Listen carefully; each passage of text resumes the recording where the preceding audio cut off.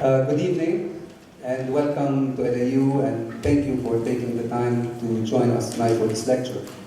I would also like to thank Dr. Matta, Dr. David Matta, for offering his time to share with us his expertise on mindfulness. Thank you, Dr. Matta. Before I leave the floor to Dr. Matta, for those who don't know him, Dr. Matta is a management advisor in strategy, leadership, and organizational culture and change. In his career, he joins the practitioner and academic science with more than 30 years of management experience across different functions and sectors in the Gulf and Europe. Dr. Matta is a Sloan Fellow at London Business School with an MS in strategy and leadership, and is an Oxford alumnus with an executive degree in scenario planning. In addition, Dr. Matta lectures at LAU and USG in mindful leadership and strategic management. He has a particular interest in how to embed mindfulness into work and has already written papers and done research on mindfulness-based approaches at Bangor University, North Wales, where he is training as a teacher as well. Dr. Matta follows the good practice guidelines for teaching mindfulness and is committed to daily practice, regular retreats, and ongoing personal development. Dr. Matta, the floor is yours.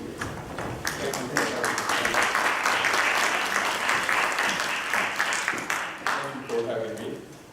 I'm really honored to be here today and to have the opportunity to talk with you about mindfulness, the alumni of LAU. Let us start. The session today is divided into three sections. I'm going to talk about what mindfulness has to do with work, to start with, and then what the scientists say about mindfulness and the evidence that has been accumulating for the last 20 years about it, and then how do we develop a mindful mind. Why are these companies adopting mindfulness and teaching it to their employees? All of them, from technology to FMCG to even the US Army and to staff and the American Bar Association of Lawyers, they are all teaching mindfulness to their employees, and for a reason. Also, universities all over the world, the largest ones like Harvard, Brown, Oxford, INSEAD, and HSA have even developed executive programs that include mindfulness in them. People are adopting mindfulness in thousands. We have hundreds of thousands of employees now that are embedding mindfulness in their work, starting by the doctors and the nurses, to the army, to the sports people, to schools, in schools, to kids in schools, and to students in universities, and now to the corporate world. The amount of research about mindfulness has been rising exponentially since the year 2000. We have now more than 5,000 scholarly articles that are written about mindfulness. In addition, we have almost every day 2 to 3 peer-reviewed papers about mindfulness that are either investigating the effects of mindfulness or elucidating the mechanisms of action, which means why is it occurring, why do we have benefits of mindfulness at work. Now, the first reason for the adoption of mindfulness and the interest in mindfulness is that we are living in a world that has become more and more volatile. For the last 100 years, there were a lot of advances in the world because of science and technology, and that has changed the way we live and we work. But with this, there was also an amount of complexity and an amount of volatility that ensued because of this. And naive information in one part of the world can spread almost in seconds to the other part of the world without predicting or without knowing what's going to happen next. So we live in an uncertain world where we don't know what to do or which direction to take, more and more. And also a world that is interconnected and interdependent. Companies are not anymore catering for their shareholders. They are catering as well for all their stakeholders and for the customers as well. So in order to succeed, you are connected to a wider web, and the old way of having ecosystems that are closed or closed systems is not working anymore. which makes the world a little bit ambiguous. And ambiguous means that we don't know how to interpret the data or how to understand the data. Now what you see here is a duck or a rabbit. What do you think? And some of you would say, yeah. Rabbit? Okay, so this is ambiguity. So we don't know what we are seeing. Now, before I continue, I just would like to know how many of you have heard about mindfulness? Great, good number. How many of you are practicing mindfulness? Okay, very good, good number. So, with this environment that we are having, it creates somehow a crisis or a challenge. And something interesting, the Chinese language about crisis is wei ji, and it is composed of two words. One word would mean a time of danger, and another one a time of opportunity. So this environment that is dynamic and complex would create for some opportunities, but for some others it would be a time of danger. And the companies that were able to navigate through this environment, or they were shaping this environment because of the science and technology that they themselves have created, are reaping all the profits. Whereas the companies that were lagging behind in systems, procedures, or the business models are obsolete, they are falling behind and then they are collapsing. Here are a few examples of some of the iconic brands that disappeared in the last 20 years. Anna, the founder, was not able to change his mindset. Oldsmobile, they were not able to reposition their brand. Blockbuster Video, they were not able to hear what the clients say. Kodak, they were not able to adopt the new technology of photography. Borders was not able to go on the net. And the newspapers industry was disappearing to the internet, was losing it to the internet. So we see that every time there is a loss, there is like a maladaptation. You are not able to adapt to a changing environment, and the environment is becoming more and more complex. Now, what do you see here?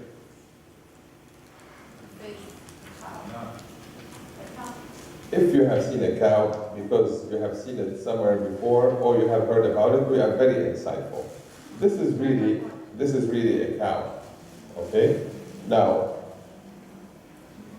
can you see the cow now? Okay, there is a problem here, and this is the cow. The problem is, when I tell you it's a cow, you will never forget this pattern. And to recognize a pattern once and again is something economical that we have. It can also be a source of problem. Because if something changes in this pattern, you'll not be able to recognize it. You'll immediately say it's a cow.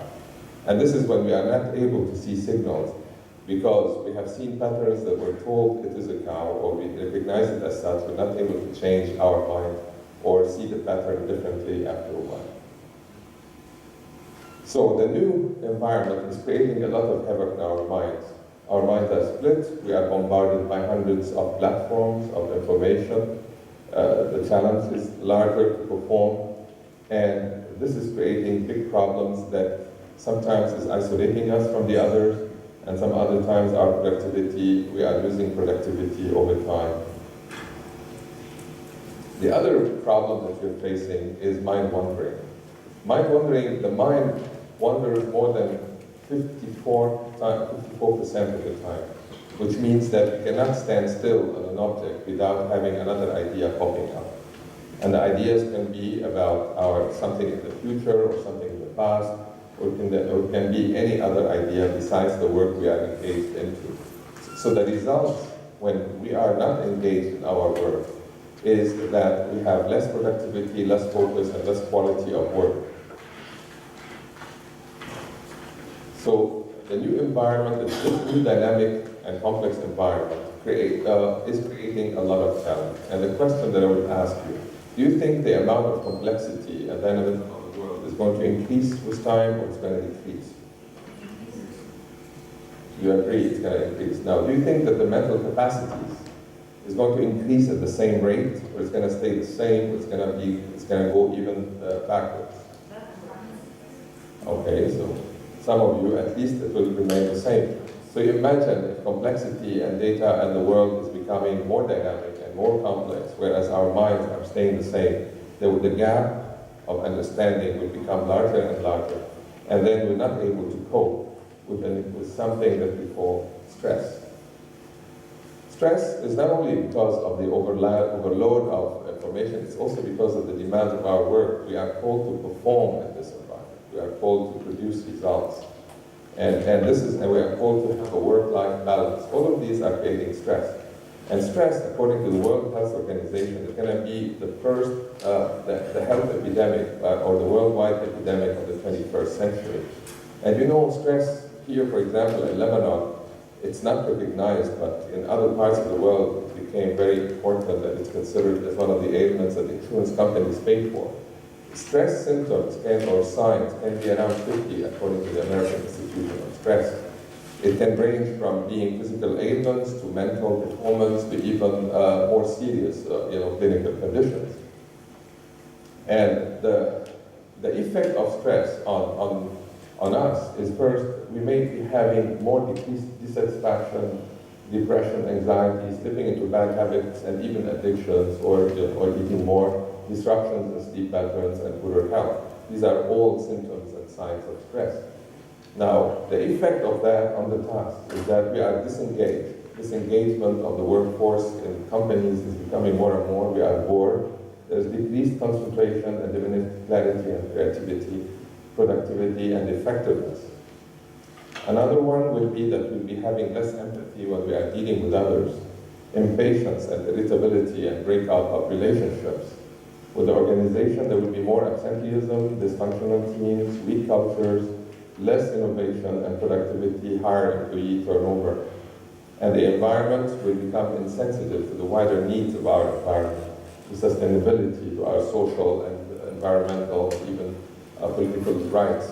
And an example of whether the Lebanese, for example, are undergoing a lot of stress. And you can see maybe some symptoms of stress of the whole and collective environment. But not all stress is negative. Some of the stress, up to a certain threshold, is considered positive. A little stress up to our optimal performance, a threshold that is unique to each individual, will induce a little bit energy and creativity to our work. We feel like, enthused and we feel energized. But as it goes beyond a certain level and for a sustained period of time, stress becomes a source of fatigue, exhaustion, ill health, and breakdown and burnout. And this is the problem that we are facing, is that we're not able either to go back to lower levels of stress that are healthy, or to have some techniques to recover from this sustained amount of stress. And the reason is that our nervous system functions in two modes. One mode is the fight or flight mode, or sometimes freezing mode, when we see something like a threat. And this threat would make us either behave like a lion or behave like a zebra, fight or flight. And we see what is the problem to have this activated and ignited all the time. Or the other mode that we are at is that we rest and digest. So this is the other mode that we have in our nervous system. So we have two modes, switching from one to the other depending upon what happens in our environment. Now, if we take it to our nervous system, the autonomic nervous system, we have two systems, the sympathetic and the parasympathetic systems, which they send signals and hormones to different parts, to all our organs, giving them orders either to activate or to shut off. For example, if you are threatened, you need more oxygen to use your muscles to fight or to flight, which means you need to shut off the areas that are below. Your stomach stops functioning, or your metabolism, because you want other energy in different areas. And when you are relaxed, other areas are activated and other areas are shut off. So the issue here is not we want to change what nature has given us. The issue is that if we keep this sympathetic system activated most of the time, then we'll be stressing and we'll be undergoing a lot of problems. I have known great many troubles in my life. Most of them never happened. This is Mark Twain. Which means that our system, our sympathetic system and fight or flight mode is not because there is a physical, real danger. It's because we are perceiving something as dangerous and as a threat. So when we see something as threatening, or we think about something in the future that we are afraid of, our sympathetic system is functioning, is started activating. So every time we're not even in front of a physical threat, our body is behaving as if there is a physical threat. And that's why you see, for example, your muscles tensing or your stomach clenching. All of these are symptoms as if your body is preparing itself to fight when there is no reason to fight. And this is the real discrepancy or misalignment between what our nervous system is doing and what we are thinking about or what we are perceiving, at least in our mentally in our mind. So there is a misalignment between what our body is doing and what our mind is thinking about. So you see a threat, you perceive a threat, you are afraid of a project, of a deadline, of something that's happened in the future, and you are activating your body as if there is a fight. Now, one thing to really talk about in order to understand what mindfulness is to go inside the brain. Now, the brain is composed of more than 100 billion neurons that constitute our conscious and unconscious life. In the brain, you see that all our conscious experience, monitoring the heartbeat, the respiration, the perception, the thinking, the feeling, and the motor action are all governed by the brain. And you look at these neurons, 100 billions of them that are not attaching. There is a space between each neuron and the other, and they only communicate through neurotransmitters, and through electrical signals.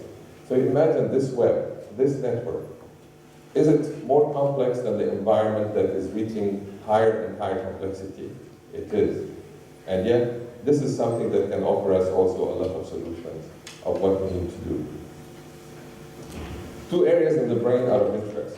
And I'm sorry, because if I'm talking to a lot of business people, you are being introduced to a lot of neuroscience and things, but these are only little information, but can help you to really understand what mindfulness is. There are two areas in the brain that are of interest to even us, to all the time remember, is the prefrontal cortex, which is this area here.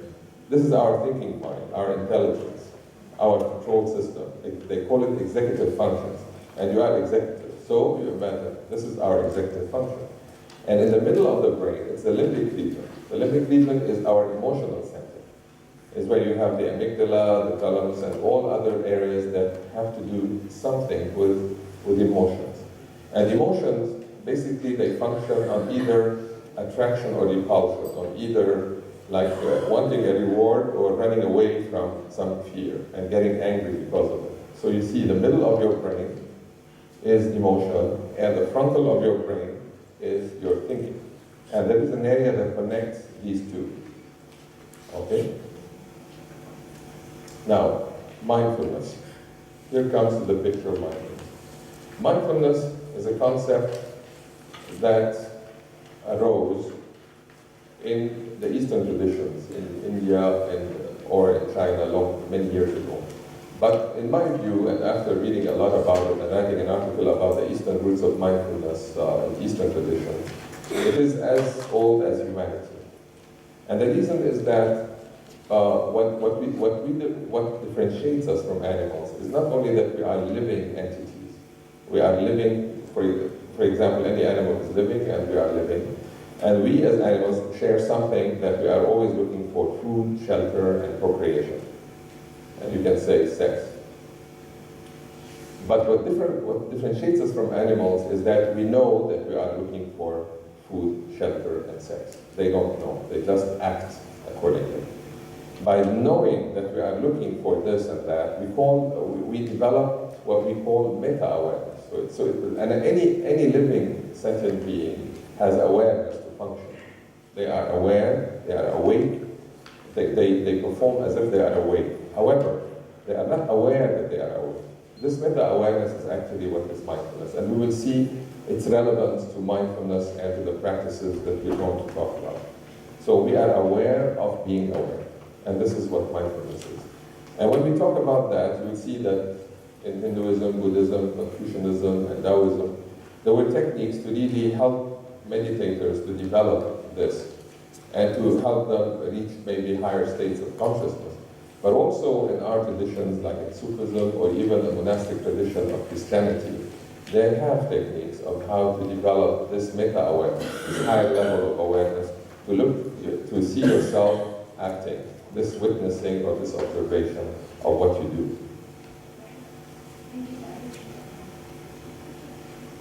Now, Westerners, since the 1960s, they used to flock into India to either buy hash, have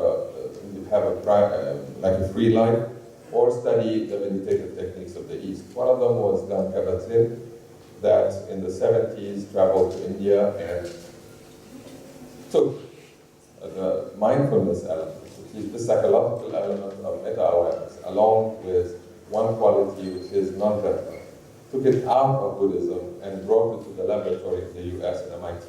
He was an MIT graduate, and he said, he ventured to ask the people that are having chronic pain, accidents, or paraplegics, that have, no hope in their life, to really practice this technique.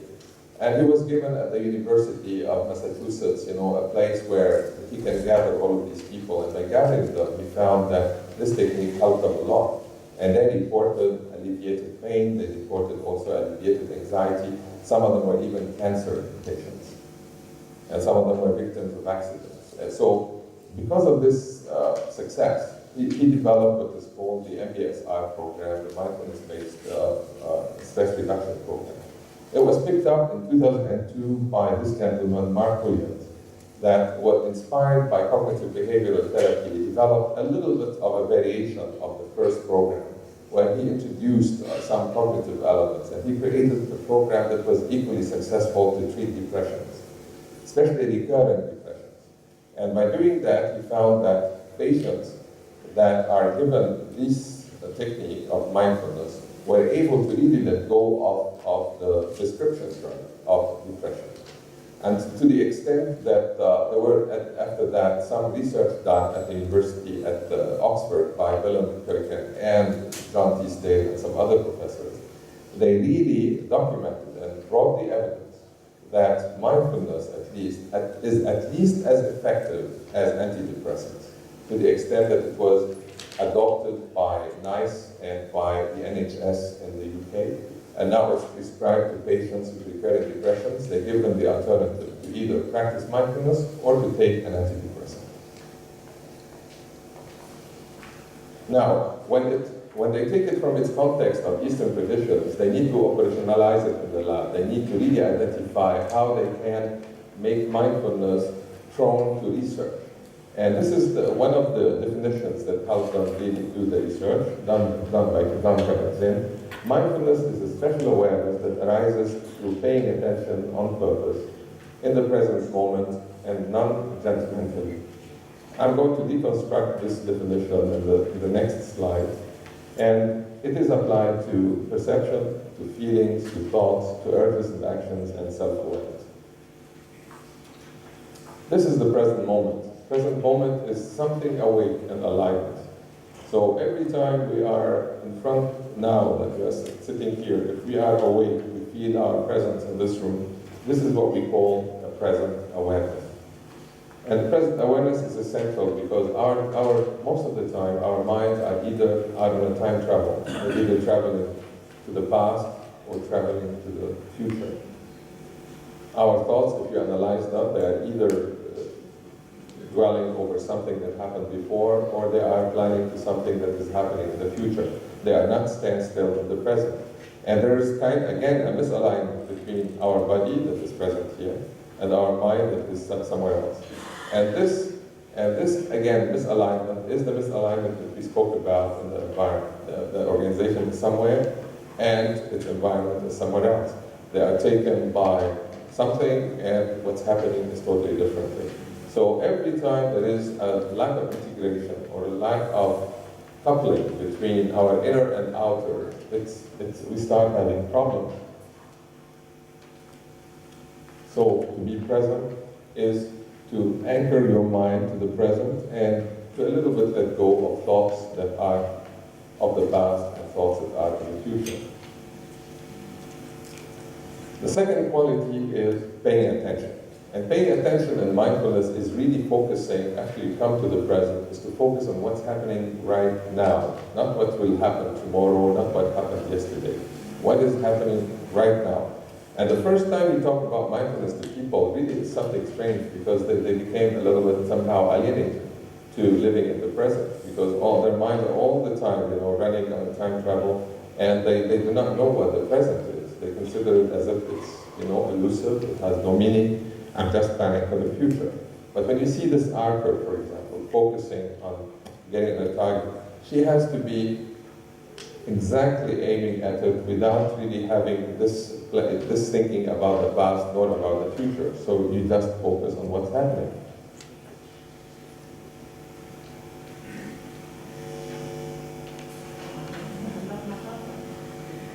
Yeah.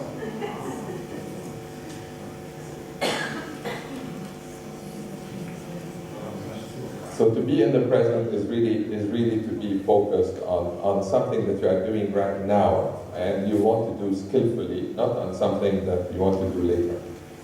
And one other thing that we need to know about attention is that attention is of two kinds. You can be attentive in a focused way when we are having this candle or a specific object that we are looking into in a focused manner. And also we can have an open monitoring, which means we can look at an object like in a big field and we see a lot of things and we smell a lot of things. And both of them are cultivated in mindfulness, but at first independently, and then we integrate them in some practices where we alternate between focused attention and open monitoring. And I'll give you now, we'll see a video together about both kinds of attention.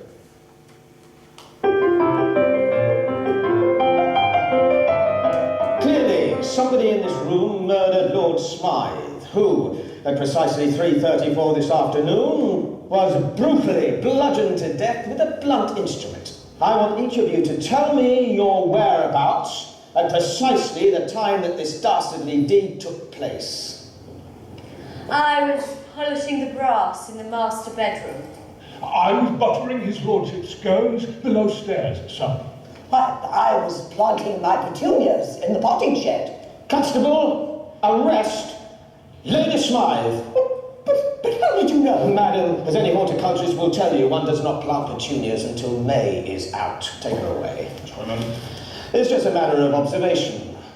The real question is, how observant were you?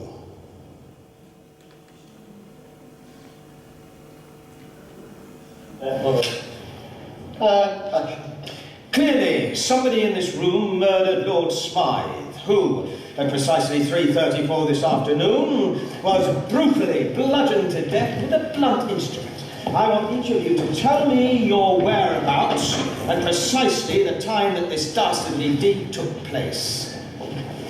I was polishing the brass in the master bedroom. I was buttering his lordship's scones below stairs, sir.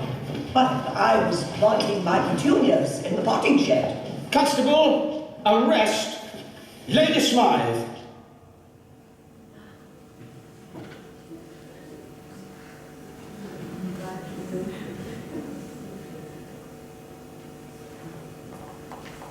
Now, please can you turn on the lights?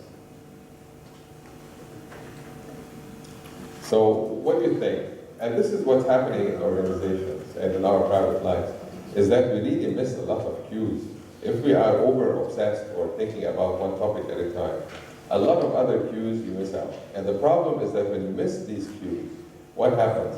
You may miss also to find the problem or to see a problem or to find a solution.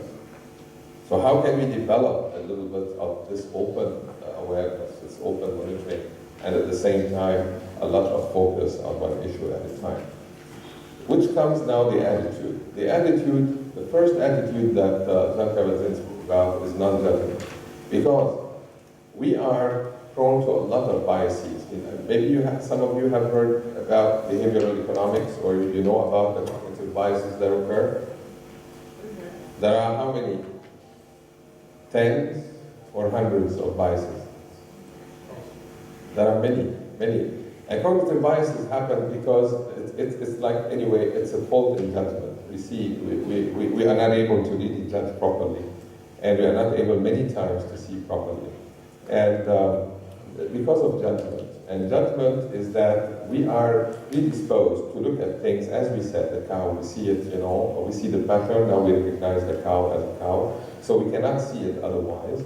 And the other thing is that by judging, we're not able to give ourselves a chance to really look at the thing in a new light. And no judgment becomes a big problem if we are hasty in judging before understanding or before seeing.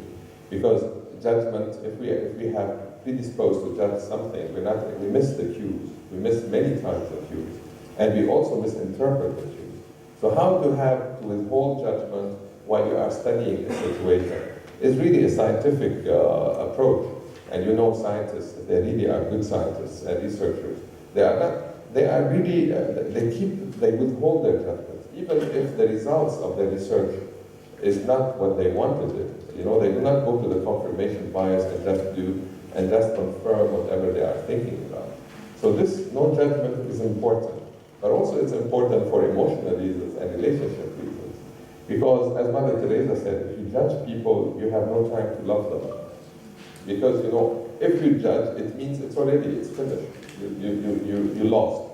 And Nietzsche even said, whatever is done for love always occurs beyond good and evil. It means beyond judging whether things are good or evil. Now you have a religious and a non-religious person concording on the value, on the importance of going beyond good and evil, and even giving the time to love the people and not judging them. So no judgment when we are practicing mindfulness is very important. And it's not judging others, not judging yourself, and not judging the situation. But I'm sure that we'll be having many questions about what does it mean and how can I apply it, or whether it will be safe to really not judge. We're going to tackle this later. The second quality that arises from no judgment is we create a little space to look at things in a different way, to look at things anew, to look at things in new light. And this is extremely important because our minds have developed as kids, and if you follow developmental psychology and developmental neuroscience, you will see that kids develop these neural networks, new neural networks, because they are seeing things new and they are processing them as new. When we grow older, we lose this faculty of looking at things as if new. Everything looks the same. It's another day, but it's the same thing. By not seeing novelty, we stop our brains from growing. And neuroplasticity is showing more and more that people that are prone to see novelty, they are developing healthier and younger minds and younger bodies as well. So to see things new is important. And it's a corollary of not judging them. So if you are judging, you will not see, you will see it exactly as you're judging it. So to see it, look anew. And that's why now I'll be inviting you to watch this video and try, if you can, to see it a little bit anew and register what you feel about it.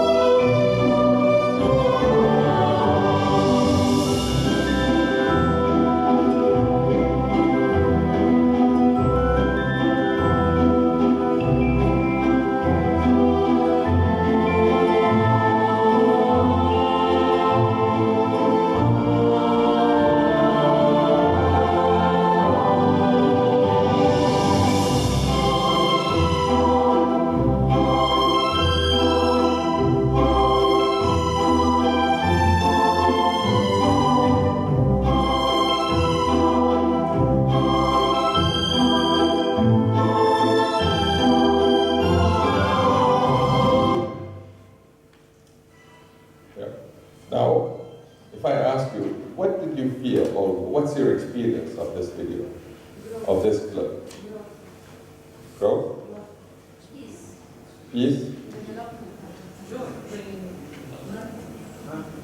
Happiness? Relaxed? Did somebody feel bored or relaxed or had the idea about, what am I doing here? It's okay, The issue is that mindfulness is not about really saying whether it's nice or not nice and judging it. Remember, we spoke, it's not that. What we need to bring about is what you felt during it. Okay? Now, if what you felt, like what you, and this is legitimate. So when you say, I felt happy, this is what we want to register happiness. But you can also be bored, and it will be okay. And for mindfulness, there is no difference between saying, I felt good or I felt not good. This is something really deep. We're not telling you here to just cherish your feelings that I put this here. I just wanted to bring about whatever you feel and make it legitimate. This is your field of experience that you need to accept as it is. And this is why the mindfulness becomes very important to understand. It's about acceptance and about living the experience as it occurs. It's living the experience as it occurs. And not judging it, but living it.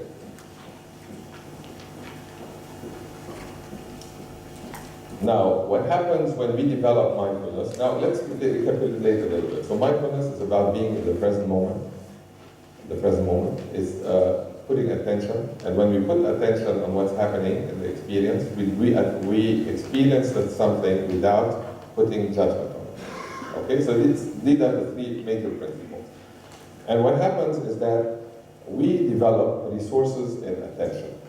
And according to now business theorists, attention will be the biggest and the most important quality for success in the future.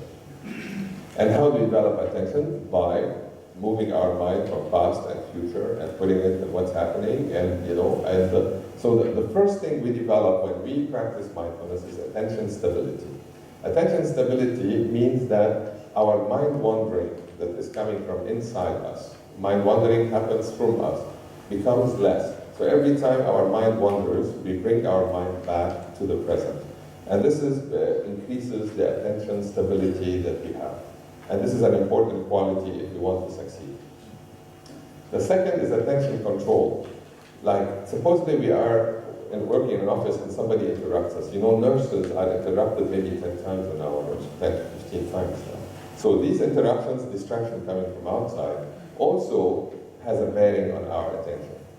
And what happens is that mindfulness also makes us have a better attention control. We are not bothered. You can put them off if you do not want things, signals, but it is done consciously and by being present. And the third one is that as we develop these attention skills, attention stability and attention control, we develop something that's called attention deficiency, which means we start doing the same thing with less effort and with less resources to the brain and to the body. So we became more economical in using our resources. Okay? Because of a learning curve that you probably know in management, you start using your attention much easily and making it controlled and stable. Now, the effects of having this attention developed, they trickle into four areas, four domains of human functioning that is very important to know. One is physiological, sensory, the other one is emotional, cognitive, and behavioral.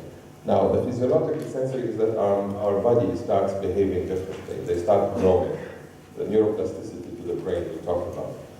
And so we'll be having more equity and breadth of vision or of perception.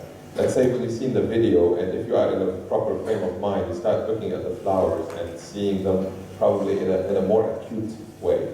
And this is very important to develop in order to be successful. This is the equity of the breath. And on a physiological level, for example, the heart rate variability, which is a measure of good health, starts becoming also better when you start practicing mindfulness. On an emotional level, we start having, emotions are measured by the life cycle, how long they last, the duration, and the reactivity, which means whether we react quickly or emotionally are not regulating, we're not regulating them, and the tone of valence, which means whether they are positive or negative. With mindfulness, it is shown that that the emotions become, that we recover from the emotions much quicker. They are more positive, and our reactivity to the emotion is better controlled. So this is what we call emotional intelligence. And then Goldman written a lot of books about it, but then he started adopting the mindfulness movement, and the Altered Minds, the latest book that he wrote, is about the effect of mindfulness on emotion regulation. It is much more powerful than the other techniques that he started with initially, because it has no judgment and you have attention to the present and attention to the body as initial. There are also cognitive advances that happen to, cognitive means mental, intellectual. We start having better cognitive capacity and flexibility. And cognitive capacity is measured by the working memory that we have. Every time we have a problem, we need to collect the things that have to do the data with this problem and then analyze them to find a solution. What happens is that with mindfulness, this working capacity, this working memory grows. And we start able to analyze the complexity of the problem much better.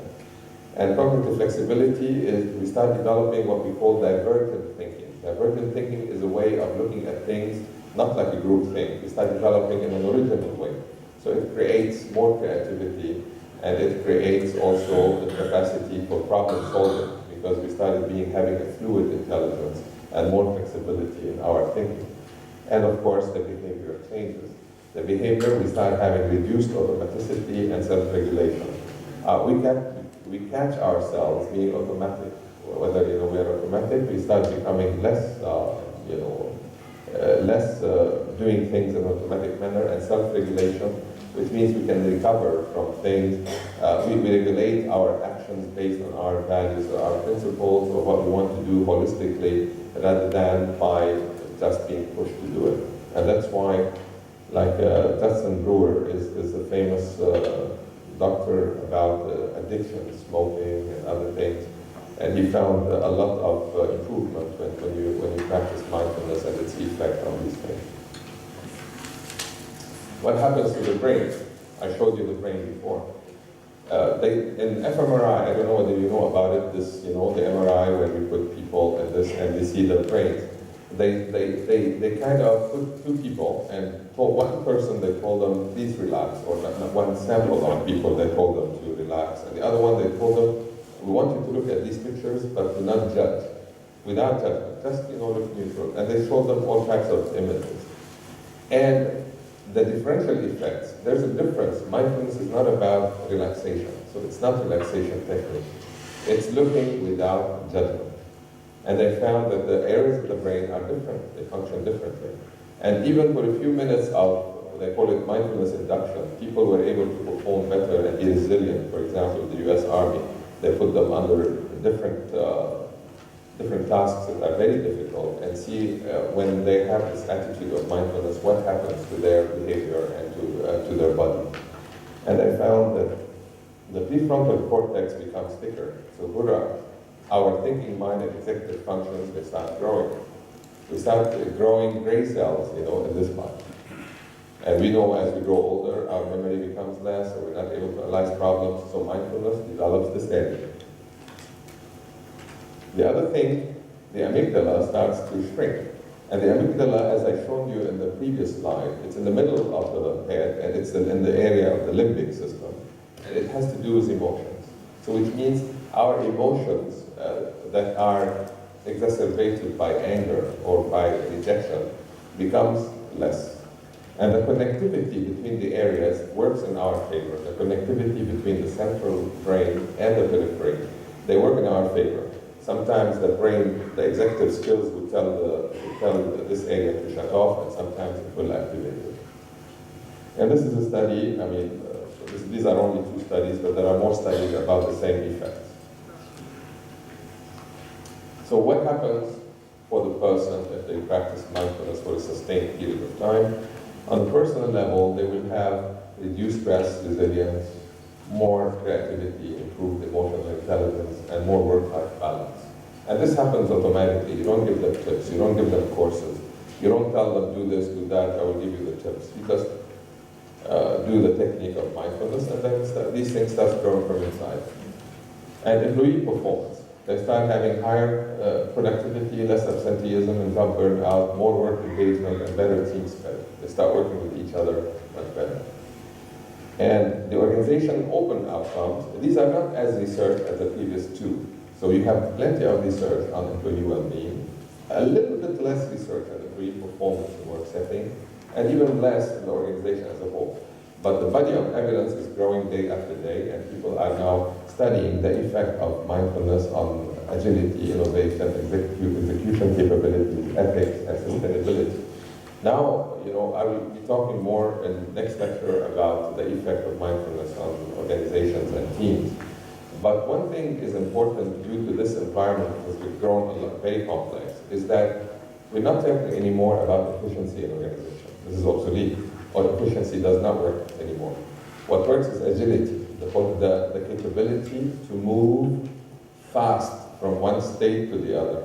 So you need the whole organization to be agile in order to succeed, not anymore to be efficient. To be able to be agile, okay? And this agility is very important to develop. And so mindfulness practices, they start with the breath. And we're going to have the opportunity to have an exercise on the breath. So the breath. And the breath is important to focus on as attention for a simple reason, is that we're not biased towards our breath. If I give you any other object, you may like it or you may not like it. But if I tell you your breath is happening naturally, there are no connotations with your breath, so attention to the breath is important. Not only that, there are also a lot of studies that show that the breath our breath is connected to both our mind and our body, and it's very important. And there is some neurological studies that locate which cells in our brain are affected by changing of the rhythm of breath. So breath is important. The second thing is the body. Mindfulness also, it has exercises on how to put attention on the body. And when we say we put attention on the body, it means the posture, the sensations in the body is very important. And the relation of the sensations with the emotions. And I don't know whether you know about theories of emotion. I think Professor Badura wrote one nice article about it. Is that, emotions and sensations in the body are connected. And it's connected, and there are different theories about how to say about it. So when you start putting your attention on sensations of your body, in a way you start manipulating your emotions at the same time. And the third one is that we put our attention on the constituents of what we call our phenomenological experience. We experience the world through our senses. We experience it through the feeling of pain and pleasure. We experience it through thoughts, through urges and action, and through awareness in the middle. And this is a model like I devised, and it's taken from CBT, cognitive behavior, as well as from the 5 skandhas theory of Buddhism. I developed it over the years, and I found it very useful to just annex it to mindfulness practices. And this is, I call the M5, the mindfulness to the power of 5. So, we were fast, so I kind of did a lot of things until now. Do you have any questions, quick, about it before we proceed? Yes? The one that we're doing now? Which meditation? Okay, so your question is about the difference between meditation practices and mindfulness. You see, there is a difference. As we said, mindfulness is not any kind of... Meditation has so many techniques. One of them could be very much mindfulness, when it has an object, the breath or the body, without having any judgment. But it goes beyond, because it's been operationalized and became a Western construct, not anymore an Eastern construct. So it goes to the lab, it's being refined more and more, and to the extent that even the medical science may become, at some stage, a root construct, like motivation, like the theory of personality, and things like that. There are differences. I mean, I can take it up with you after that, but it is not the same.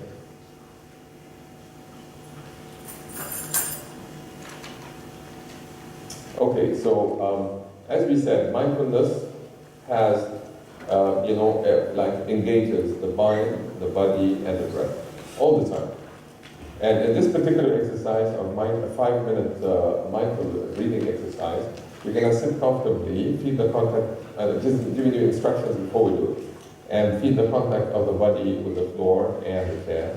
And then we will breathe naturally, feel the breath in the nostrils. This is the feeling again, we are feeling the breath in the nostrils, the chest or the abdomen, whichever we find easier to do. And then we feel the in and out breath in our body all the way, like as it flows in and as it flows out. And with each breath, if we can annex it, we can do it with welcoming and acceptance, and with out breath we can say with letting go. And the mind, what happens if we have thoughts or sensations, all we need to do is to just accept them, acknowledge them, and bring back the mind to the breath, without judgment and without coercion or force. Okay? So these are quick instructions. I'm going to guide you a little by little these 5 minutes. I'm going to do it also with you. Maybe we can turn, not off the lights, but we can turn them a little bit down. And whoever does not feel like doing it, of course, you don't need to do it. So whoever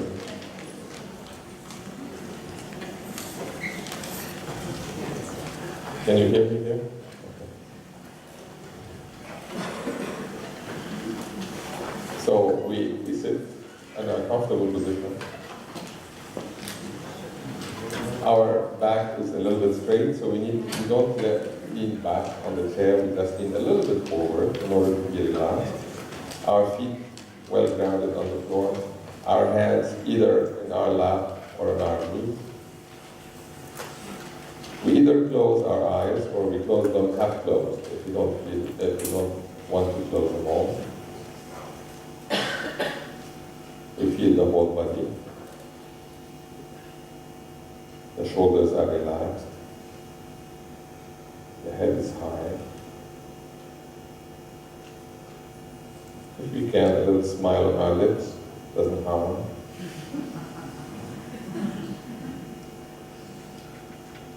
Feel the whole body, the feet on the ground. What does it feel like? Is it a little bit warm? Or we feel nothing? It's okay. Sorry, you hear?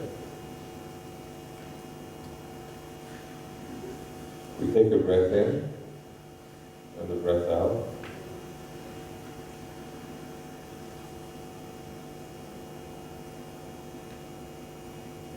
As we breathe in, we notice the flow of the air in the nostrils. We put our attention there without judgment.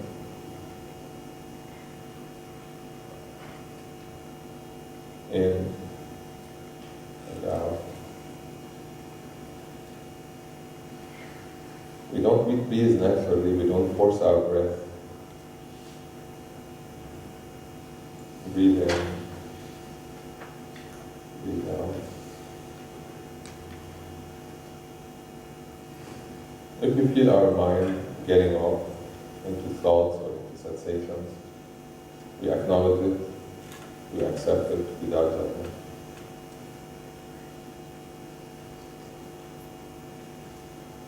And we bring back the mind to the breath.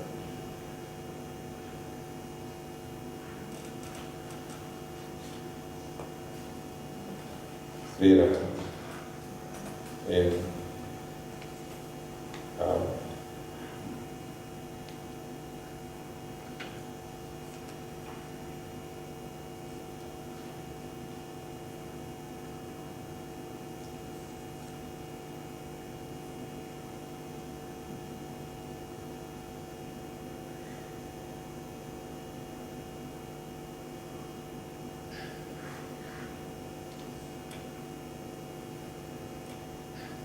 If boredom or any thought arises, what I'm doing here, what I'm doing here, we just register the thought and register the sensation, accept it fully.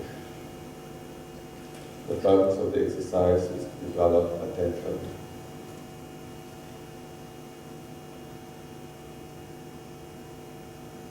We follow the breath in, either in the nostrils, or in the back, or in the chest, or in the abdomen.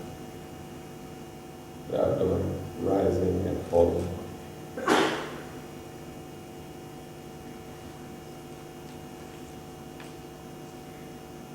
Whichever feels more comfortable.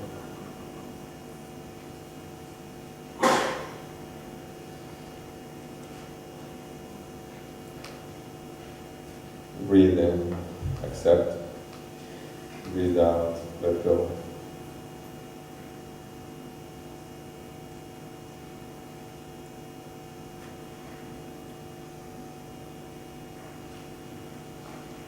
You can do it for 1 more minute.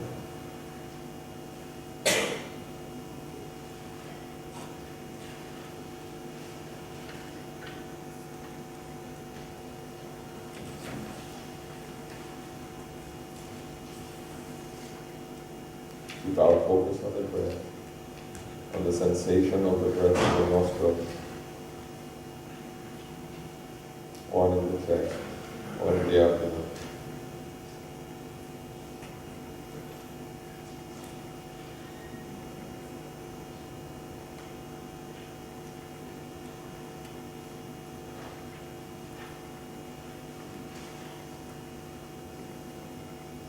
We bring now back our attention to the body as a whole.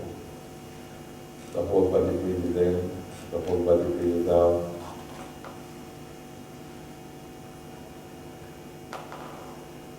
We bring our attention to our feet, to our hands, to our buttocks on the chair, to our back touching the chair. Very slowly and gently, we open our eyes.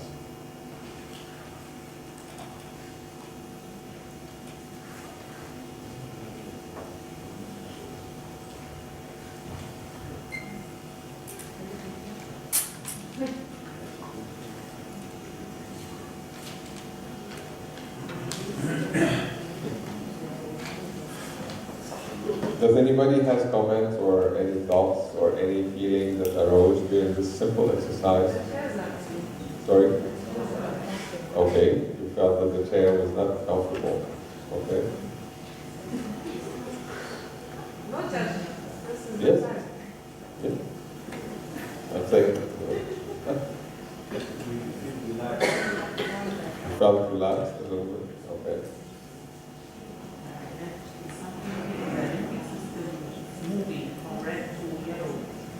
You felt you've seen some colors? Okay.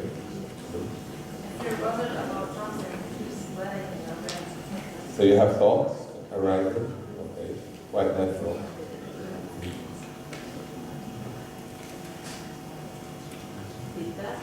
I thought doing this exercise. Yes? Very good.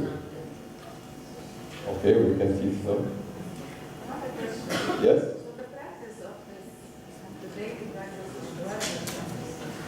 Sorry, we hear the question, yes?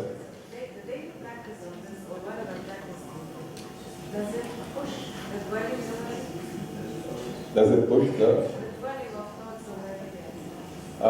With time, you will notice the mind wandering. Huh? You know what's happening. It's a good question.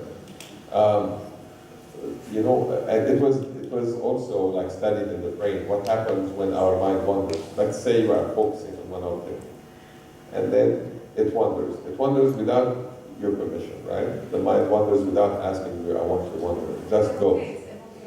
Yeah, it just goes away. And then at some stage you notice it wandering. This is the third thing.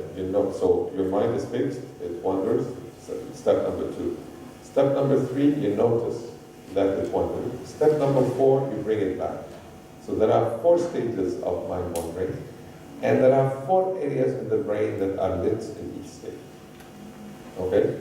So there are 4 areas of your brain that you are exercising like a muscle when your mind wanders off and you are gently bringing it back to the object of focus. And the breath is a simple object that you can all, is very beneficial and salutary to really take it as your object of focus. If I tell you, for example, focus on something external and bring back your attention every time you wander, it will create more tension than the breath. And if you find difficulty in breath because it's the first time maybe you are doing it and you're not used to it, but the breath is very powerful to calm your emotions, but the issue is that you do it and you bring it back. So this is without judgment. Even if it happens 100 times, the thought, it is good for you to bring back your mind to the breath, because it's natural for the mind to wander All you need is to just catch it and bring it back. So is there any duration or this will be done another? We're going to talk now more about it, so we're going to continue with a few slides, and then we take all the other questions now. Okay.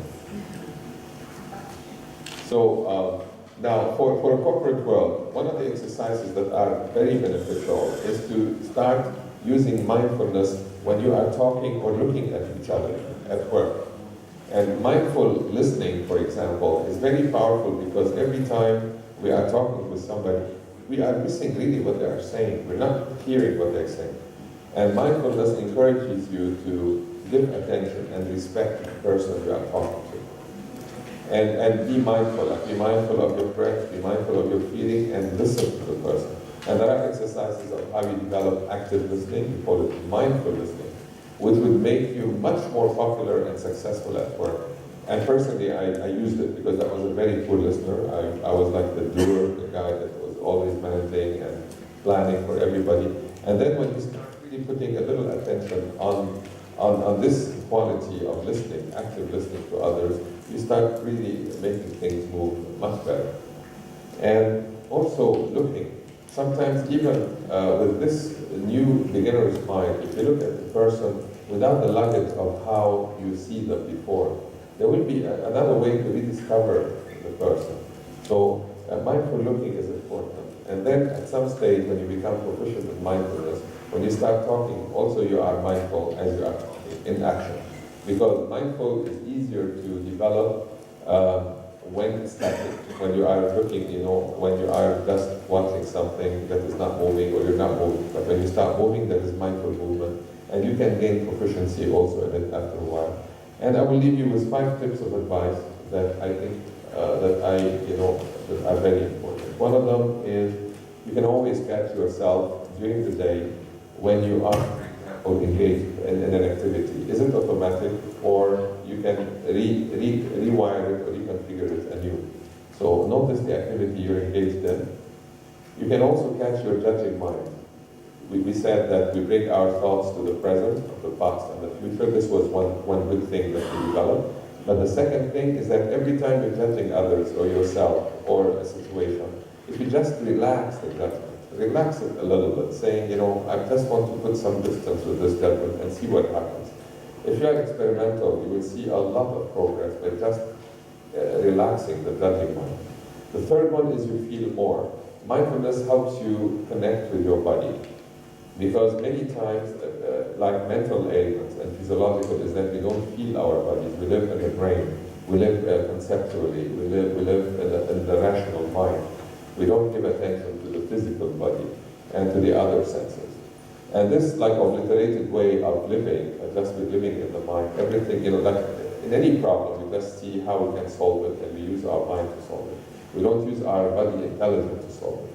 For example, like now as you're sitting and the temperature changes in the room, your body starts adjusting homeostasis without asking you. They know, and the body detects what's happening, and it has a lot of operations that we don't know about, unconscious, that are done intelligently and to the micro level and the nano level. So if we give our body also a little of our mental problem, it is also capable of finding solutions for us. But we don't take it as a friend. We don't align our body to start helping us. We actually dump into it everything. We don't want to really feel anything in the body. This is a very big quality that you discover with mindfulness. And the fourth is that you start savoring the sensory experiences, the flower, the nature, the whatever. And you start using your senses more effectively. So there is an aligning of the senses, an aligning of the feeling, and a judging mind that becomes less, and your activity, you stop doing things automatically because you want to rediscover them anew. And then you move from, this is very important, you start moving from self to other orientation. And in the brain, there is like what they call the default mode network, which means like every time we are daydreaming or we are talking with ourselves, there is an area in our brain that is lit, which I call it the narrative self. We are talking with ourselves, and this is our world inside. And mindfulness helps us move away from this self-absorption or self-obsession to really see a little bit a wider angle of a world where the other has a place in it, and where the task as it takes in it. So it starts kind of, we discover an experiential self because we are discovering what we feel in the world. We become part of the world. We're not, like an entity that is totally separate from the world. And this is like an integration between our inner environment and our outer environment. Because, our self, what we consider as self is, something inside, and the outside world is something outside. Mindfulness starts bridging the gap between these two.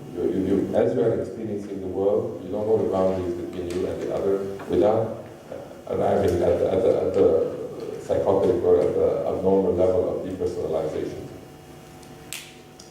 And when it comes to the executive life, you start discovering that your inner environment, your organizational environment, and the outer environment are all connected, and they are, influencing each other bidirectionally all the time. And so it's not like, I want to develop myself without developing your outside world, but it starts happening automatically. And Peter Drucker, most of you probably know him, he's a management guru and a pioneer leader. He said, you cannot manage other people unless you manage yourself first. So it's important, now that we are talking about the hardwiring and our brains, our bodies, and how they are connected, the mind and the body, in a very tight manner. And this is what mindfulness and mind-body theories have developed. Now, if you're interested, I was planning to give a lecture next Wednesday about mindfulness in organizations and teams. And we will see whether at the end we decide whether to hold it next Wednesday or some other time. We can talk about it.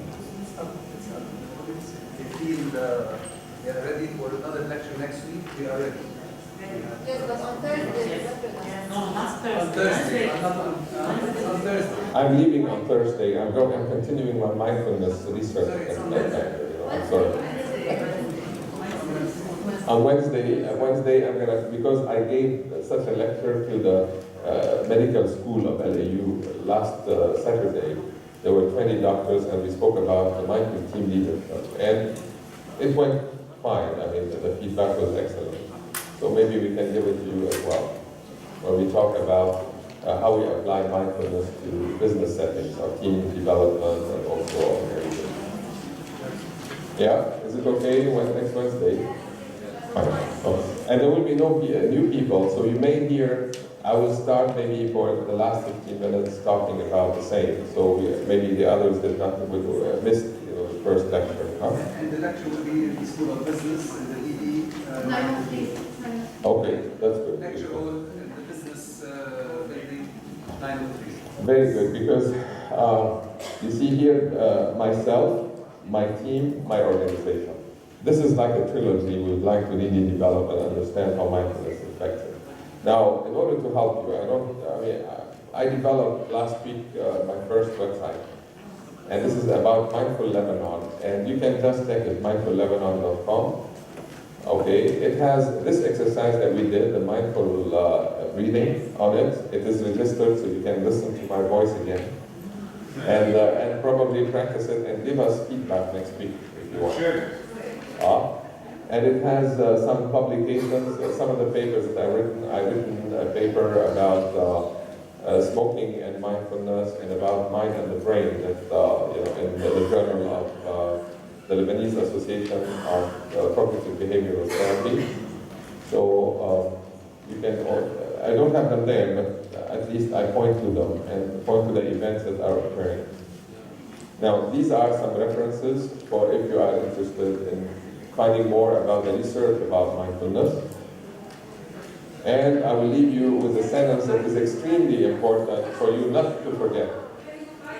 Yes, take a picture, photo.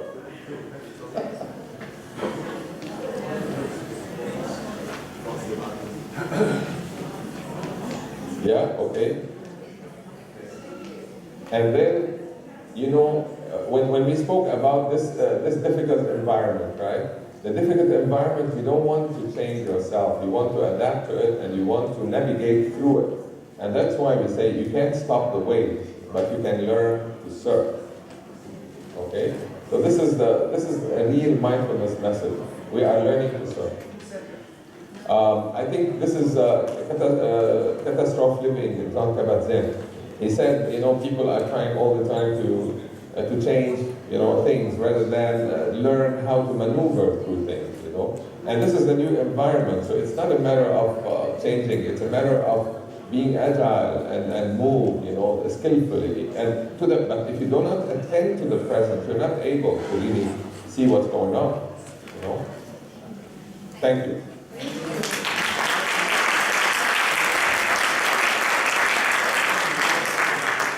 So now, of course, we can take questions as many as you like about the theory, practice, evidence, or, the The next session is Wednesday. at the same time, but a different place.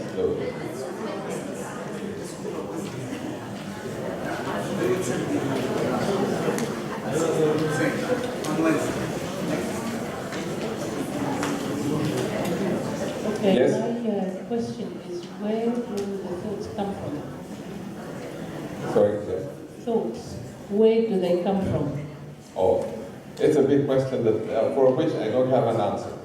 No. But I can tell you that there are a lot of studies, in cognitive science about how thoughts develop, but not really the real source or the source of consciousness. This is a debate, a big debate in cognitive science about theories of mind, and cognitive science. There's still, some people say that everything reduces to matter, and some other people say everything reduces to the mind, So these are reductionists. So or there are these dual theories, and the mind and the body are, exist together. This is a big philosophical question. The debate is still going. But if we say the subconscious is like a storage, and it has all our skills, experiences, desires, Yes. memories, and this is where the thoughts come from.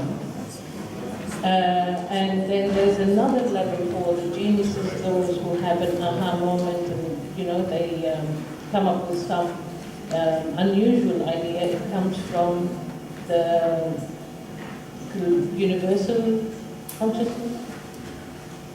Okay, we don't go in secular mindfulness. The way it's taught in the West, we don't really drive off and start talking about something cosmic or whatever. Our physiology is telling us a lot every day about what's happening in our life, in our phenomenal life. For example, our memory is not only a memory of facts, it's a memory of procedures, and a memory that is bundled together of these five. Let's say we have an event. This event would be a cluster of what we saw, what we felt, what we thought at the time, what we did, and what was the status of our awareness. These five together.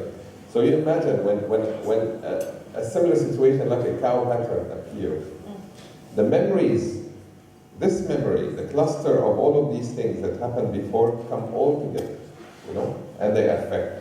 So in a way you can say that thoughts are springing from memory, and memory is written in your neurons. You have 100 billion neurons, and these neurons, the way they store, and there are places where things are stored, it is stored there, and it became, very fixed. And this storage is actually perpetuating itself when you experience something new. You imagine as a child, before you know that fire is not good or this animal is not good, you experiment with them. And then with this experience of seeing something that is, not good to you, next time you don't do it. So, and this memory, whatever happened with you, is stored in your brain. This is called the declarative memory. Declarative memory. Declarative memory. And There's yes. two kinds of memory. There's short-term And declarative, yes, and procedural. Yeah. But what I'm saying is that a memory is a bundle of a lot of things. Yeah, but memory usually comes from part of the brain which is called the amygdala. Sorry, I'm an MD, I'm a doctor. So there's two kinds of memory, the long-term and the short-term. And short-term. The short-term is related to the habitual ones that Mhm. we usually do every day. And for example, if we speak to people regularly, we remember them on the long term. And if we just speak them for once, so maybe we can forget about their names. So this is, it's like short-term one. But long-term one is that when we continue on doing it. For example, if we're having Alzheimer's disease, which is as a major disease, that Alzheimer's disease is related to long-term memory loss. And I don't know if that was her question about memory. No, she did not. She spoke about where thoughts come from. Yeah. No, I brought the memory in the picture because thoughts sometimes come because we see something that. I couldn't hear the full question, that's why. Okay. She said, can you say that mindfulness could be a technique to avoid Alzheimer's, for instance? There are studies about it, interesting studies, you know, about like aging, for example, is affected by mindfulness, and the brain is part of it. And we spoke about working memory that becomes more pronounced, you know, in mindfulness. I mean, the hippocampus as well has a role to play. So it's not only the, you know, yeah. So there are studies that indicate or suggest that mindfulness affects the memory, short and long. Yes.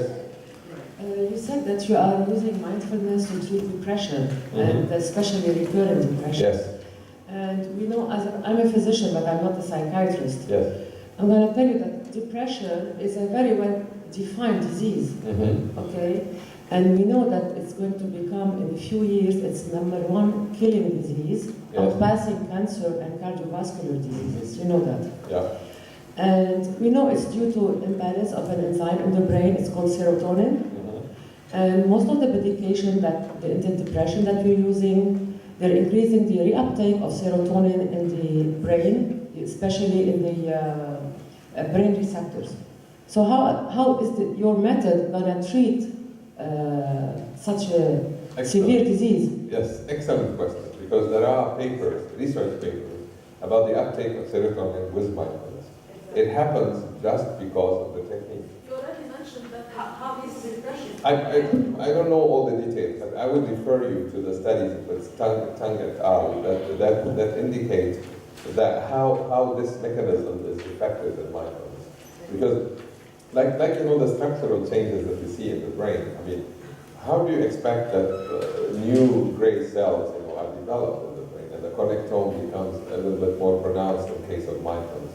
I mean, something is happening just because you're doing something.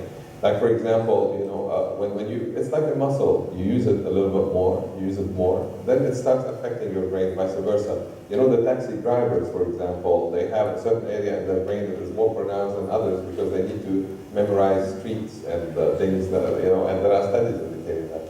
So it's a matter of practicing. And the longer you practice, the more. It is in the UK, you know, by NICE and by NHS, prescribed for recurrent depression. And it is effective because there's a cognitive component of eliminating thoughts. You know, when you have a lot of thoughts that are recurring all the time, or when you are in depression and you are kind of falling into the old pattern of thinking, mindfulness in a way stops this automaticity of bringing thoughts, you know, that are negative and that can change the whole way of looking at things. So that's why they call it MBCT. It has a cognitive behavioral component that is prone to the phenomenological conversation that, you know, that people. Palliative treatment. Sorry? It would be palliative treatment with the meditation. It is at some time, no. Sometimes it is with, sometimes it is stopped. Okay? But of course, we don't say at all that, you know, it is a panacea or it replaces at all the doctors. No, never. But actually, there's a study in Pennsylvania University. Yes. About cognitive therapy versus antidepressants. Okay. They're studying a group of people that have depression, major depression. Two groups of people. One, they gave them placebo, placebo first, and the other ones they gave them antidepressants. And while they were treating them with cognitive therapy only, without antidepressants, and they did both of them at the beginning of the study, PET scan, which is more advanced than MRI. They see the chemicals of the brain. And they figured out that cognitive therapy doesn't have recurrency, while antidepressants, they have recurrency more than cognitive therapy. Very good. I'm just giving her the answer for that one. Yeah, it's obvious. That was asking. Yeah, it explains because, you know, when you are kind of healing the thoughts or trying to handle them, it becomes. Yes? What is like, I want to about the acceptance of mindfulness practices within the cultural context, and if you think Lebanon. Yes, yes. Very good. The question is about whether mindfulness would be accepted in the Lebanese context and how it's going to be accepted. It's a good question because, you know, they will maybe they will correlate it with something that is religious to start with. And also, we have lost touch, you know, with our environment in Lebanon. We became insensitive to the big abuse that is happening on all fronts in Lebanon, the political scene, economic, the way people are living, the truth. Because, you know, mindfulness encourages you to become truthful and honest with yourself and honest with the other person. And hopefully it will have some effect. But the resistance is not there. It's picked up first by physicians and by the staff in hospitals. And the second thing by students, university students. I'm giving for the third time, I'm giving this course at LAU. And honestly, I was stunned by the positive feedback of the students. Initially, there was a little laughter and a little bit, you know, like, oh no, what is this, you know, something, we're not used to this. But then, for example, I'll give you 2 examples. One of them said, there is a raising exercise where you practice arousing your emotions, the 5 of them. And this guy went home and he said, for the first time, I had the loveliest dinner with my wife because I taught her how to be mindful of that dinner, and we had a beautiful dinner, you know. And the other one, he said, by just being attentive to the now, he went home and he saw his kids, you know, coming to say, and he said, this is for the first time since 7 years I sit with them and play with them. And I was so happy that the following day, they asked me, are we gonna do the same day? And he said, yes, of course. So he, just like that, he awakened to the presence of his kids at home, or awakened to his, and you know, this mindfulness as a principle is very simple. But when you start applying it, you will see how it is very, very strong and efficient, you know, in changing lives and in making things better. Yes? Yes, sorry. Go ahead.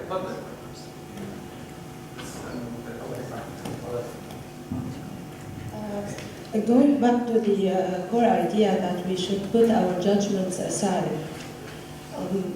In Euro, we know that we have like judgments, we call them judgment heuristics, that are built in the human being. So how can we avoid these that are built in through neuroplasticity, or being aware of them, or how does it work? If I understood the question about our prejudgment or about innate predisposition to judge, you know, mindfulness does not tell you thou shalt not judge, because this shall does not exist in the dictionary of mindfulness. When it tells you notice your judging, okay, and then you tell me, so what do I do about it? Nothing, because there's non-striving. You don't do anything about it, but just noticing your and being sensitive to the signals that happen at the time in your body. What you develop is something what we call emergent activity. You start feeling that you want to do this activity in a new format without having a conceptual processing about it. So we move from conceptual processing to experiential processing. This is something unique. I mean, I remember the first time I started, you know, I've been practicing Eastern tradition meditations for more than 20 years, but nobody explained it better than, you know, Western psychology. And nobody even was even more kinder in way of giving it, because if you go to the East and you practice mindfulness, it is very forceful. They tell you sit, do not move, you know, do this, do not do that. So even there, it's not mindfulness, it is forceful and coercion. But when you go to the West and it tells you everything is fine, you know, as you are, just watch and notice without judgment and keep it that way and see what happens. You discover a mode of activity and a mode of emergence of activity that is more natural and it is more holistic. Because, you know, you want to act now based on signals that you receive from your body, signals that you receive from your mind, signals that you receive from your past, and they are all being processed before you act. Whereas without it, you were acting only on automaticity, on something that you remember before. So mindfulness tells you to start processing things anew and include all these elements in it before you act. So I cannot give you an answer how you handle judgment, but I can tell you that once it happens and you notice it and you process it through mindfulness, something will occur that is different. Can I interfere in that point, please? Actually, you're going to help me in that next question. But just for that question also about judgment, that there's a part of the brain, it's called ventromedial frontal cortex. If you have a damage in that area, the person will not be able to judge in a rational way. That's why we are born to judge and to make snap judgment. So we cannot actually, even with mindfulness, we get rid of judgment. It's not only minimize. That means you're having a problem, you're having damage in your brain area because you were born for that. You have to snap judge.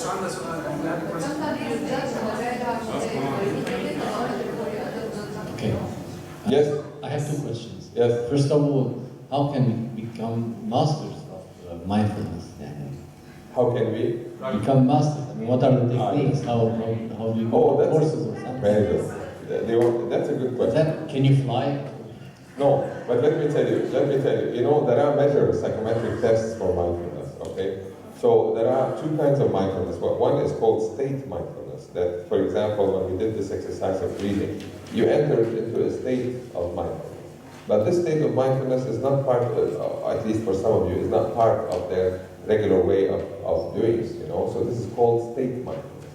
And some other people have what they call dispositional mindfulness, which means it's innate in them. If I give you now the test of FFMQ, it's called, with Ben, you will see that some people are predisposed to have more mindfulness than others, okay? So even when I don't give you the technique of mindfulness, some of you are already advanced in being more mindful than others. And actually, if you see that many successful people, you'll be having a lot of attentive skills. And if they are able to be a little bit discernment, a little bit distance from the events, they are mindful, okay? Mindfulness just gives you a little bit more enhancement, mindfulness techniques that we are giving. It gives you more enhancement to something innate, and as we said, mindfulness exists in every person. Mindfulness does not make you fly, it just makes you see the world differently and act differently. Are there any courses or clubs? Yes, of course. The two programs that I highlighted, MBSR and MBCT, and I'll be giving also a hybrid of MBSR and MBCT with the technique that I developed to combine them both. It will be on the website, Mindful Lebanon, I will announce it. And hopefully with LAU, yes. Yes, two more. Yes. How mindfulness is related to positive psychology? Very good question. Yes.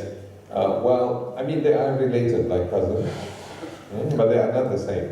Positive psychology, at some stage, it is talking about something positive. Mindfulness does not have this connotation of good and bad, positive and negative.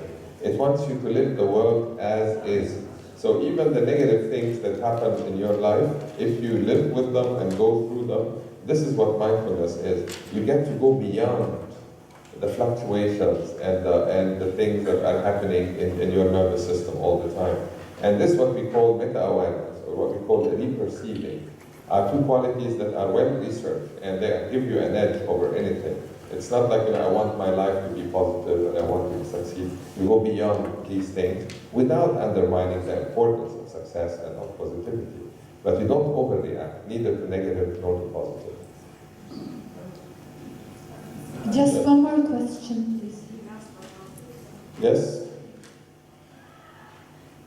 Yes, so is mindfulness training, does it help with autistic students? Does it help with students? Yeah, with autistic students. Very good. I'm following now a module of autism at Hôpital de la Croix, today I missed the first session, but tomorrow I will follow, and I will see whether I have more information, but I'm happy. There are studies about autism and mindfulness, but not about autistic students and mindfulness. There is a study of students and mindfulness where if you give them some tips about mindfulness before GMAT exam, they score higher. I have something to add. Yes.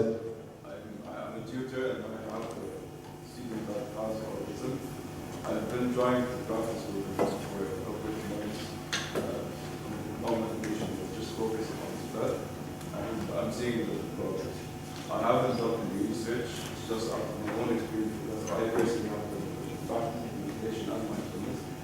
But seeing that change in that person opened my eyes with that question right now, and probably the solution to that. Excellent.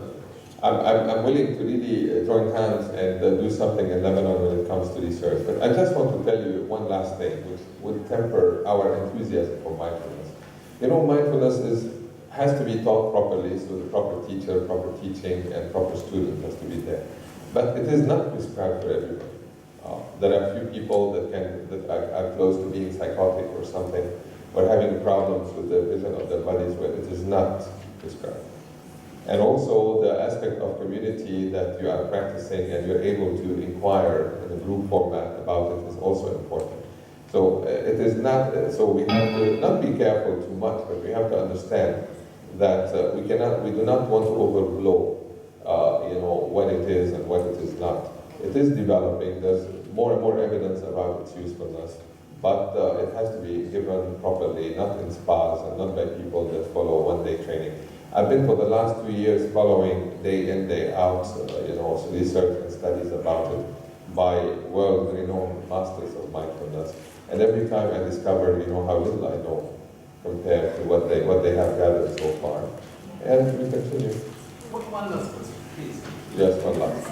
And does it also go over the psychological problems, to cover physical diseases, to let us see them differently, or to go through them, Well, it's good. Something that I wanted to put in the presentation and I didn't. When we are in pain or we are having something that is chronic, we are hit by 2 arrows.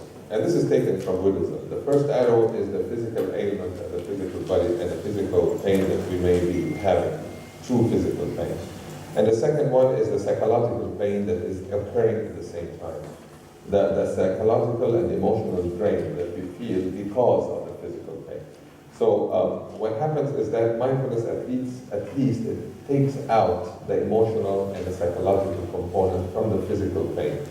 And since the physical pain does not occur all the time, because you may be distracted by a cup of coffee or by seeing a friend, they start seeing the patients, their pain fluctuating or going on and off physically.